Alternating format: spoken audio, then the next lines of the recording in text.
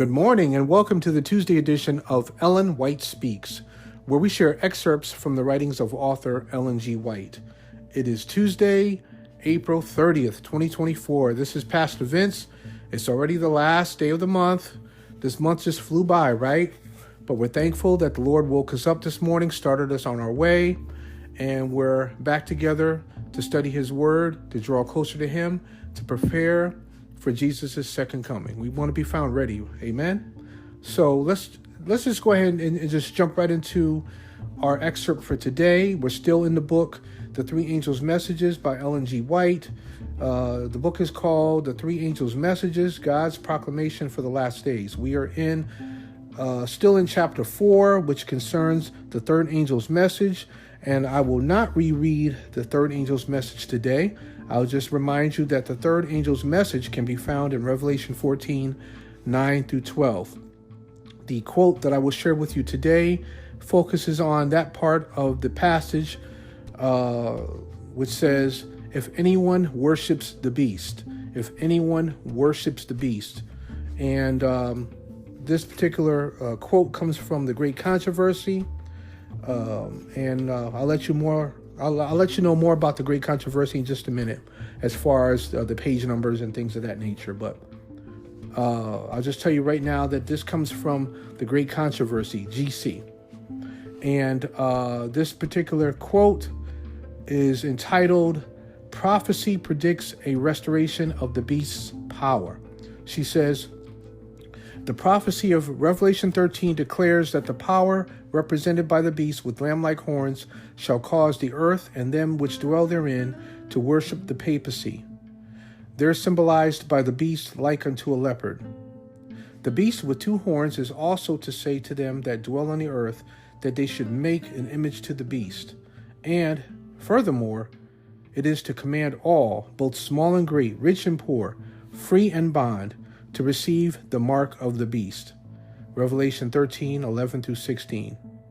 It has been shown that the United States is the power represented by the beast with lamb-like horns, and that this prophecy shall be fulfilled when the United States shall enforce Sunday observance, which Rome claims as the special acknowledgement of her supremacy. But in this homage to the papacy, the United States will not be alone. The influence of Rome in the countries that once acknowledged her dominion is still far from being destroyed. And prophecy foretells a restoration of her power. I saw one of his heads as it were wounded to death, and his deadly wound was healed, and all the world wondered after the beast. Verse 3. The infliction of the deadly wound points to the downfall of the papacy in 1798. After this, says the prophet, his deadly wound was healed, and all the world wondered after the beast. Paul states plainly that the, quote, man of sin will continue until the second advent. 2 Thessalonians 2, 3 through 8. To the very close of time, he will carry forward the work of deception. And the Revelator declares, also referring to the papacy, all that dwell upon the earth shall worship him, whose names are not written in the book of life. Revelation 13, verse 8. In both the old and the new world, the papacy will receive homage in the honor paid to the Sunday institution that rests solely upon the authority of the Roman Church. And that comes from GC, which is The Great Controversy, 578, 579, 1911. So there you have it, friend. I just gave you a portion of The Great Controversy concerning the third angel's message. In particular, if anyone worships the beast. I just gave you actually a portion of what we've already studied during Eyes on Prophecy. We are currently in a lesson study called The Mark of the Beast. We're going through the Mark of the Beast during Eyes on Prophecy. I invite you to join us every Sabbath morning, which is every Saturday morning at 7 o'clock a.m. Eastern Time, right here on the podcast for Eyes on Prophecy. We've gone through 6 parts of that lesson study so far. We will not meet this coming Sabbath, which will be May 4th, because we're off for the rest of this week. But yeah, the next time we come together for Eyes on Prophecy, which would be the following Sabbath morning, you can join us. You can join us where we're going to pick up in part number 7. We're going to pick up in part number 7 the next time we come together.